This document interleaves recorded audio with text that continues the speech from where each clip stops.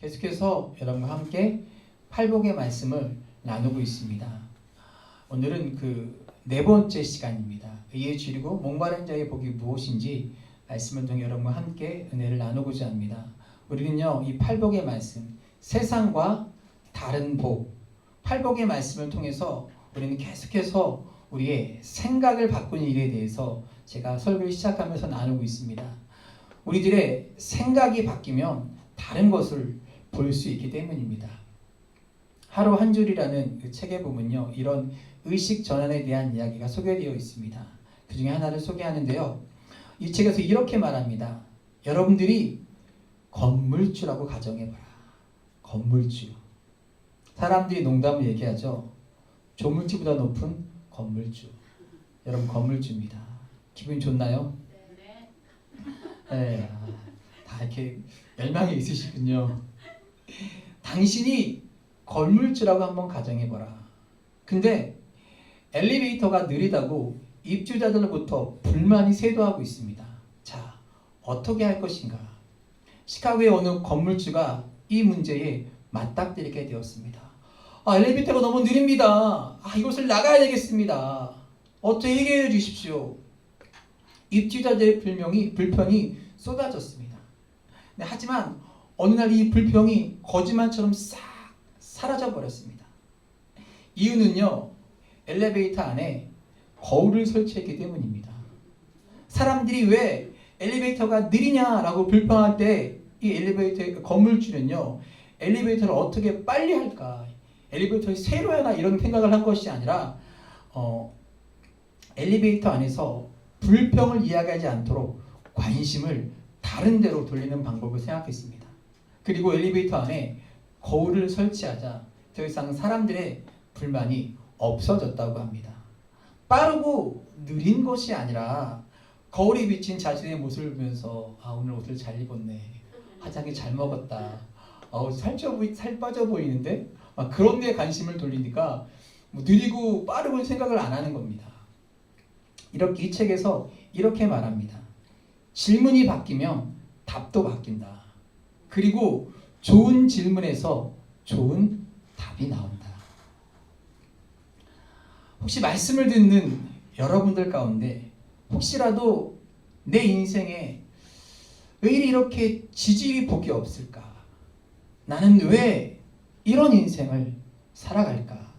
혹시 그런 불평과 불만, 그런 고민이 있는 분이라면 이 복이 무엇인지 다시 한번 생각해 보았으면 좋겠습니다. 우리가 하나님을 믿고 살아가는 우리 믿음의 사람들에게 이 복은요, 세상이 이야기하는 복이 아니라 우리 주님께서 이런 자는 복이 있을 것이라고 말씀하셨습니다. 나는 어떤 복을 가진 사람인가? 이 복을 생각하면서 말씀을 드리면 여러분 좋을 것 같습니다. 오늘은 의에 줄이고 목마른 자라는 복이 있다고 의에 관한 하나님의 말씀을 나누는데, 중요한 것은 의에 대한 개념, 실체에 관한 것입니다. 여러분 우리 주변에 보면요, 나는 의롭다고 생각하는 사람들이 가끔 만날 수가 있습니다. 나는 의롭다. 나는 의롭다. 그런데요, 의롭다고 생각하는 사람들로 인해서 불화가 생기기도 하고요. 또 의롭다고 생각하는데 그 사람의 모습 속에서 하는 일들 속에서 불의한 일들이 일어나는 것을 보게 됩니다. 이 세상에서 이야기하는 아주 주관적인 나의 의에 관한 부분이 아니라 성경에서 말씀하고 있는 이 의로움은 무엇일까? 그 기준이 무엇일까? 성경이 우리들에게 끊임없이 의에 대해서 뭐라고 말씀하고 있냐면, 하나님을 바라보는 것, 하나님을 갈망하는 것, 그것이 우리에게 의라고 말씀하고 있습니다. 하나님을 바라볼 때 우리들이 의롭게 될 수 있다고 성경은 말하고 있습니다. 이것이 성경이 우리들에게 말하는 것입니다. 그런데 오늘 이 의를 바라보는데 어떻게 바라보라고요? 어떻게 바라보 이해하고 있냐면, 의에 줄이고 목마른 것처럼. 의에 줄이고 목마른 것처럼. 왜 이렇게 말했을까? 저에게 이런 생각이 들었습니다.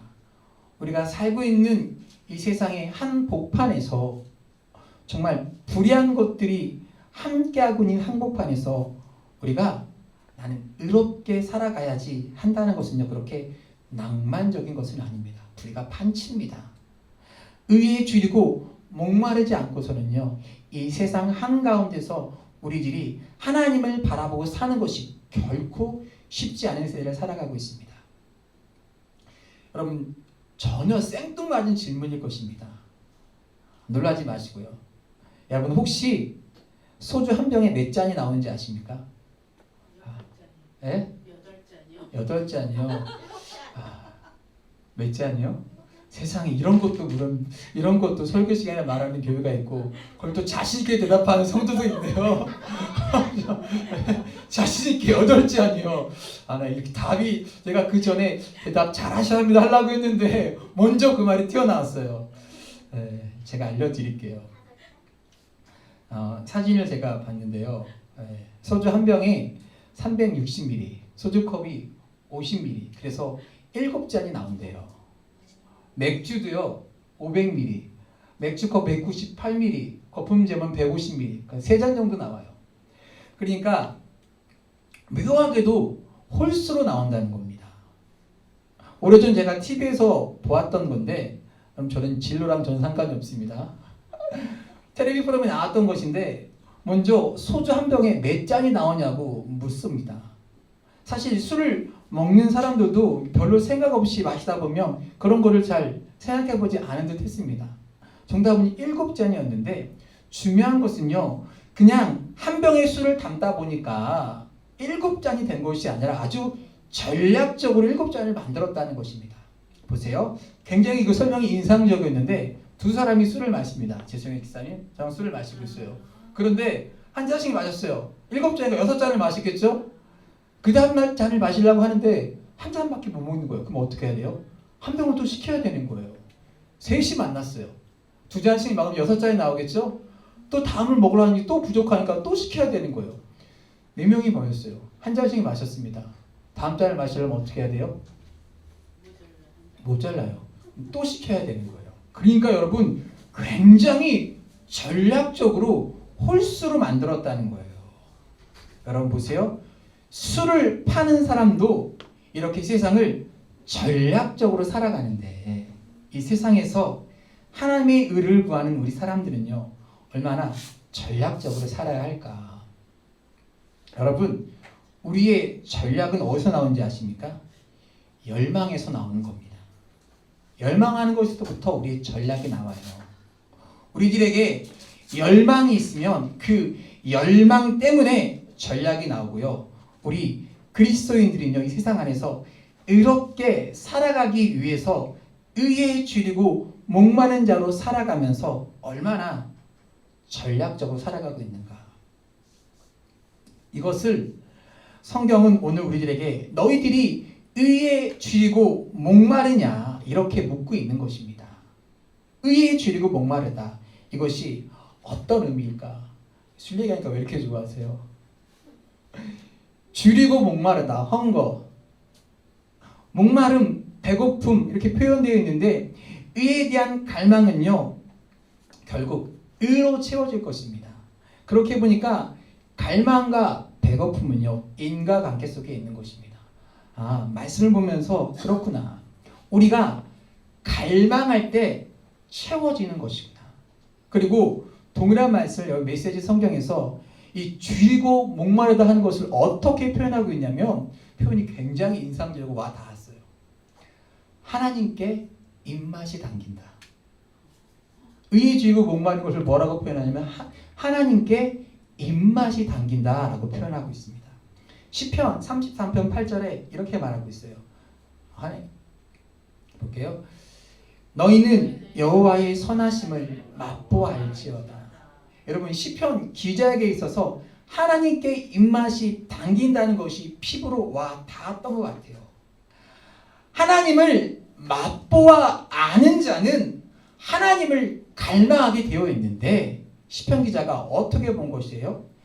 하나님을 맛보아 알지 못하기 때문에 우리들이 하나님을 갈망하지 못한다는 것입니다. 고기를 먹어봤어야 고기를 먹고 싶죠. 하나님을 경험해보고 하나님을 체험해봐야, 하나님의 살아계심을 경험해야 내가 하나님을 갈망하고 사모할 텐데, 맛보아 알 텐데, 그 맛봄이, 그 하나님의 경험이, 인격적인 만남이 없는 것입니다. 요즘 TV 보면요, 먹방이 대세잖아요.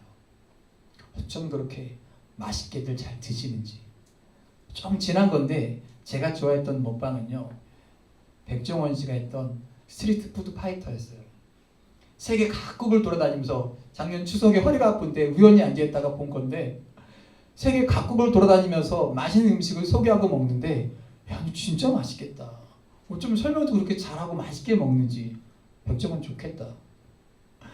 그리고 다른 먹방들도 보지만 진짜 맛있는 집에 나오면 사람들이 어떻게 하는지 아십니까? 찾아요. IT 강국이잖아요. 어디 무슨 지금 정보가 쫙 나옵니다. 그런데 정말 놀라운 것은요, 방송에 나오면요, 그 다음날 그 맛집은 장사진을 이뤄요. 골목시장에 나왔던 연돈, 홍제동 저희 부모님들이 사신 곳인데, 먹고 싶었는데 제주도로 이사를 갔네요. 여러분, 그 맛집은요, 비가 오면요 안 갖고 갔죠. 우산 쓰고 기다려요. 날이 덥죠? 모자 쓰고 양산 쓰고 기다려요. 세상에 이 음식에 대한 갈망이요, 이 모든 수고를 감내해요. 어디든 문제 없어요. 찾아가요. 차만 있으면, 티맨만 있으면 어디든지 찾아가서, 야 가자, 모여, 먹으러 가는 거예요. 이 음식에 대한 갈망. 그래서요, 시편 기자가 표현했던, 오늘 유진 피터슨이 표현했던 하나님께 입맛이 당긴다라고 한 것이, 진짜 이런 갈망을 이해하고 있겠구나.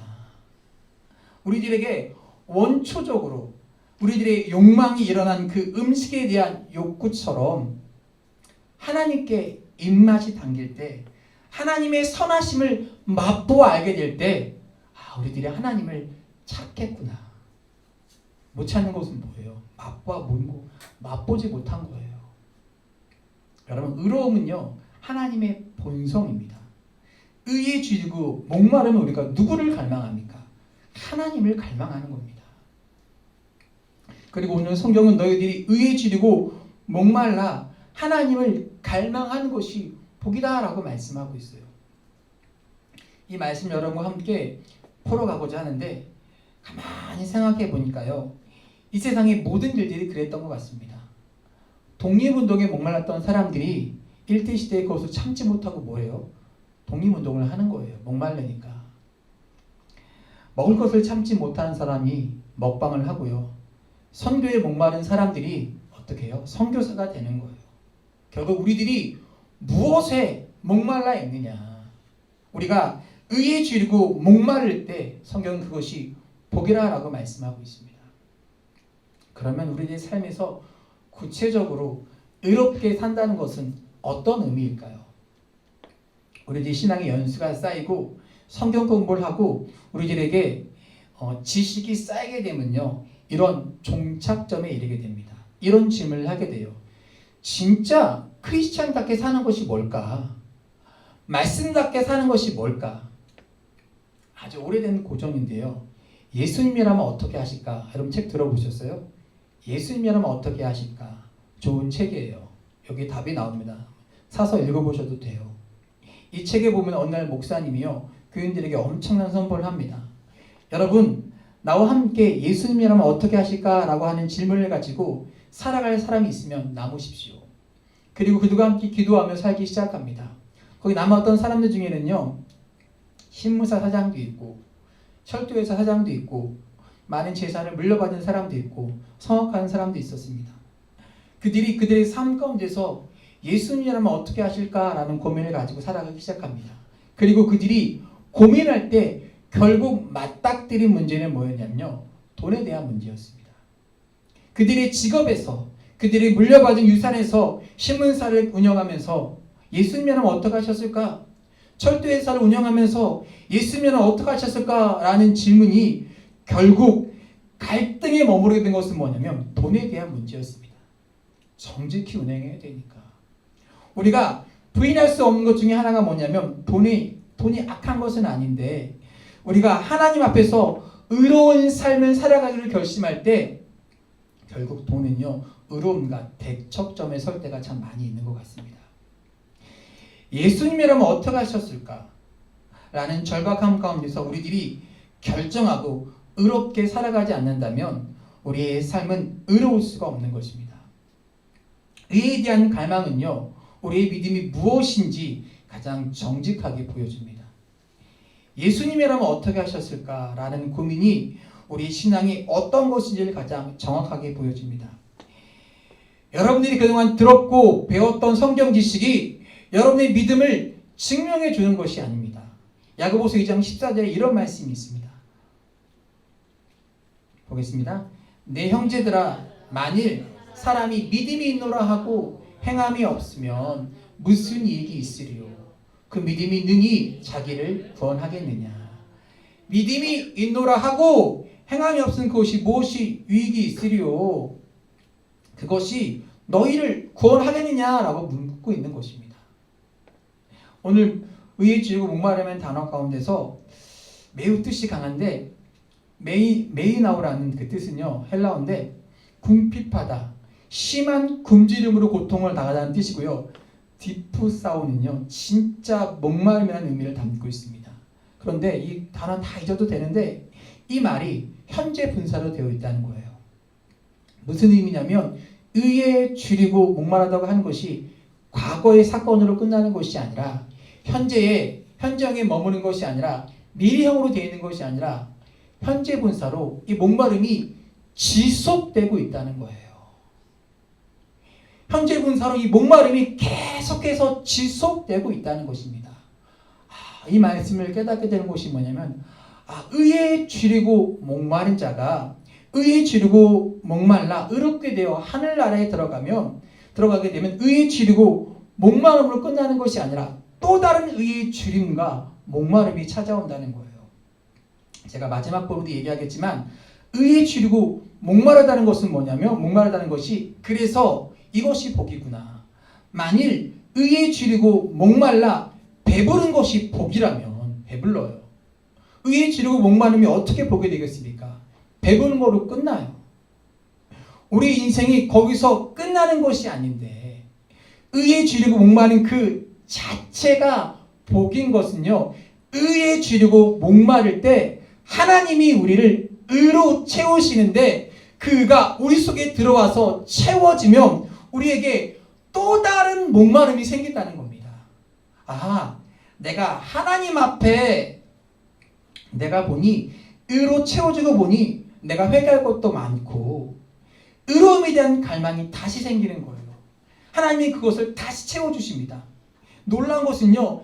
체험으로 끝나는 것이 아니라 그 체험으로 인해서 다시 내게 의에 줄이고 목마름이 찾아옵니다. 근데 하나님이 또 채우세요. 배부른 것이 복이 아니라 의에 줄이고 목말라는 이 상태가 우리들에게 여러분 복인 것입니다. 왜? 하나님이 계속해서 그 목마름을 갈급함을 채워주시는 거예요. 하나님을 향한 목마름, 하나님을 향한 갈급함을 계속해서 제가 현재 분사로 되어 있다고 했잖아요. 계속해서 하나님이 채워주시는 것이 복입니다.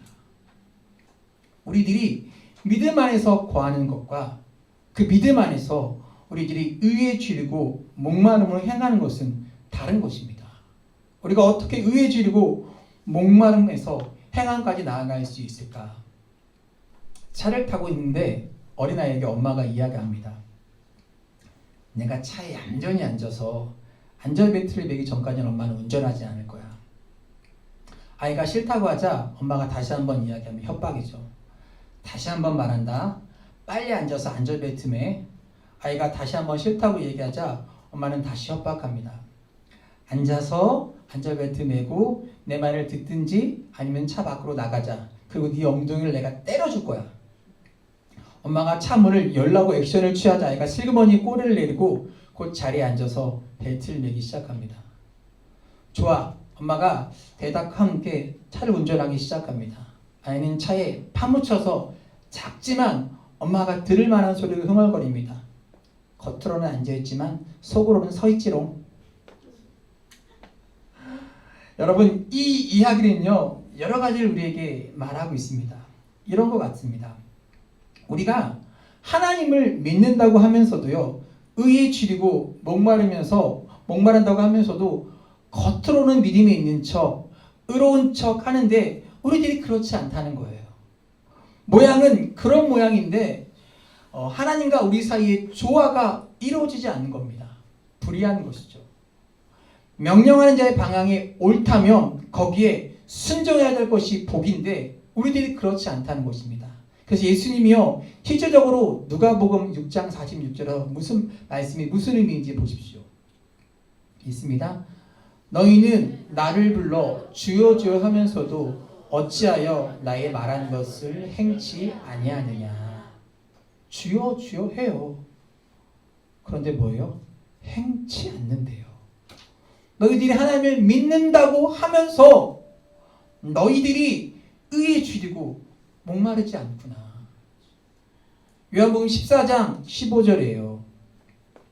주님께서 말씀하시기를 너희가 나를 사랑하면 나의 계명을 지키리라. 이게 무슨 말씀이에요? 너희들이 나를 사랑한다고 하면서 지키지 않는 겁니다. 너희들이 계명을 지키지 않는 것을 보니 너희들이 나를 사랑하지 않는 것 같다. 오늘 우리가 주일이라서 예배를 드리고 나왔죠. 찬송도 하고요, 기도도 합니다. 우리가 왜 예수님을 믿다가 포기도 하고 실망하고 심지어는요 신앙을 버리기까지 할까? 왜 우리들이 타락하는 건가? 우리가 예수님을 믿는다고 하는데 정말로 주로 고백하지 않고 주를 향한 갈망이 우리 속에 없는 겁니다. 이 세상이 얼마나 편하고 좋은 세상 가운데서 주를 향한 갈망이 없는 거예요. 저게 이런 도식이 생각났어요. 내가 주님을 주로 고백하면, 내가 주님을 신뢰하게 되면 주님 앞에 내가 내려놓게 되고, 이 내려놓음이라고 하는 것은 이 세상을 살아가면서 내려놓음은 포기와 우리 인생을 포기하는 아무것도 하지 않는 것이 아니라 가장 적극적인 순종으로 나아가야 되고, 그때 우리는 우리를 인도하시는 주님을 우리들이 경험하게 되는 것입니다. 아주 오래전에 어떤 분이 제가 어떤 얘기를 들려주셨는데, 어떤 분이 어린 딸을 머리를 감겨주라고 했습니다. 옛날이니까 세수대에 물을 담아서 물을 데펴서 방 안으로 가지고 왔어요. 무릎 위에 얹히고 머리를 감기려고 하는데 딸아이가 빳빳하게 버티기 시작하는 거예요. 아이 입장에서 무서웠죠. 그렇죠, 혜린아? 무서웠죠? 머리 감길 때 아이는 온몸으로 힘을 주고 두 손으로 문틈을 붙잡고 버티는 겁니다. 그 순간에 아버지는 아무것도 하지 않고요, 기다리는 거예요. 딸이 힘이 빠질 때까지. 좋은 아빠예요. 저는 안 기다렸어요. 힘 빼! 힘 빼! 그리고 물을 뿌리고 막 감겼어요. 그랬지 얘들아? 미안해. 저는 안 그랬어요. 결국 아버지는요, 딸이 힘이 빼고 아버지에게 몸이 맡길 때까지 기다렸다가 아이의 머리를 감기기 시작했어요. 좋은 아빠예요. 하나님이 우리의 삶 가운데 역사하기 위해서는요, 우리가 힘을 빼야겠구나. 여러분, 우리가 하나님을 신뢰하고 나를 포기한다고 하는 것은요, 아무것도 하지 않는 것이 아니라 하나님께서 내 삶을 컨트롤하고 하나님께서 내 삶에 역사하시도록 나를 하나님 앞에 내려놓는 겁니다. 의에 줄이고 목마름으로 하나님을 바라보는 것은 이제 주님의 뜻이 내 안에 임하기를, 주님이 내 안에 역사하시기를 원합니다 라고 하면서 내가 완전히 연약해지는 거예요. 그때 주의 완전하심이, 주의 뜻이 우리 가운데 나타나는 겁니다.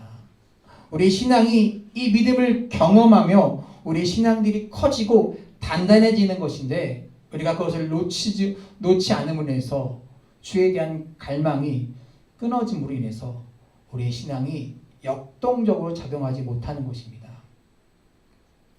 찬양이 하나 떠올랐어요. 주여 우린 연약합니다. 오늘 하루 실수합니다.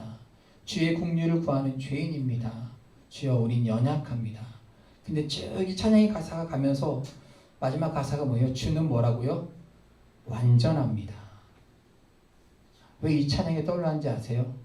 이 찬양의 제목이 뭐라고요? 주는 완전합니다. 주는 완전합니다인데요. 이 가사가 마지막에 한번 딱 나와요. 주님, 우리는 연약하고 실수합니다. 근데 마지막에 주는 완전해요.